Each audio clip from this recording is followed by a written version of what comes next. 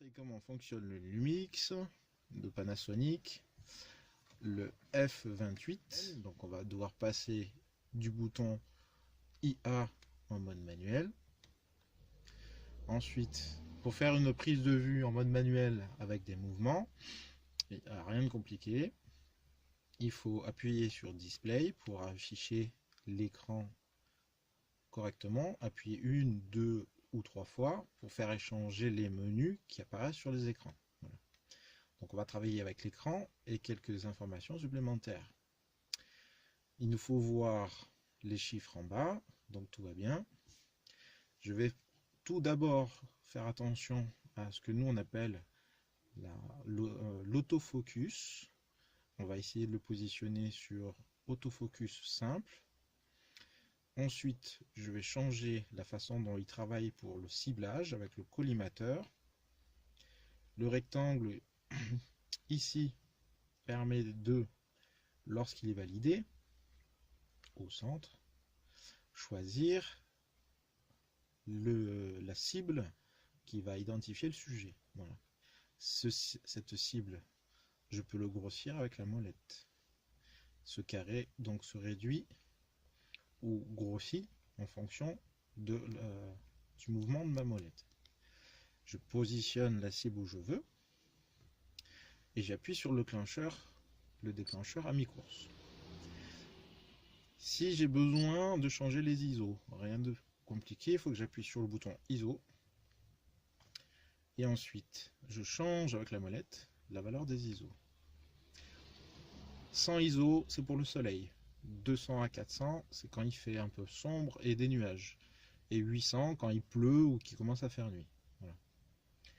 Donc si globalement je choisis 200 ISO parce qu'il pleut un peu aujourd'hui, je valide au centre. Je vais pouvoir maintenant changer deux réglages. Et ces deux réglages-là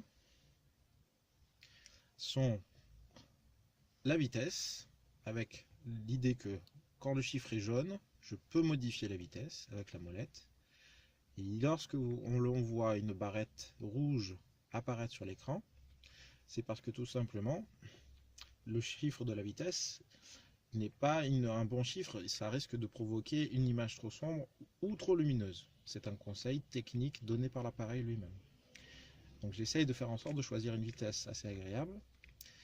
Et si j'y arrive pas, c'est peut-être que j'ai besoin d'aller plus loin, voilà, jusqu'à une zone grise. Donc je vais devoir respecter la zone grise. Je valide. Je vais essayer de changer maintenant l'ouverture F. Et j'appuie sur le bouton en haut. Il y a un petit plus et moins. Et ce petit bouton va me permettre de faire la sélection de l'ouverture F en jaune. Le chiffre 4.0 devient jaune. Une fois qu'il est jaune, le F, je peux le changer. Et je fais attention à la zone rouge, je préfère le mettre en zone grise. Donc entre 2.8 et 4.0, c'est le bon F et la bonne vitesse. Maintenant, si je fais le cliché, j'appuie plusieurs fois sur le déclencheur pour savoir si ma mise au point est toujours bien faite. Il se peut que j'ai décalé la mise au point, je vais le repositionner avec mon doigt. Et j'appuie sur le déclencheur, la lumière est bonne et je fais le déclenchement. Si je n'ai fait qu'une seule photo, c'est parce que le déclenchement est unique, en single. Je vais devoir appuyer pour faire des rafales, appuyer sur le bouton ici, en bas, sur le curseur, joystick ici, et je vais choisir de faire des rafales rapides, le H, rafale sans visée directe. Une fois que c'est fait, je valide. Si je veux cibler quelque chose, je fais toujours la même chose avec le doigt et je vais déclencher rapidement.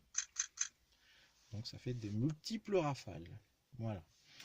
Quand je vais lire la photo, j'appuie sur Play et je fais afficher des informations supplémentaires grâce au petit bouton Display. Et donc, à force d'appuyer, je peux faire donc apparaître et disparaître tous les menus qui concernent les informations.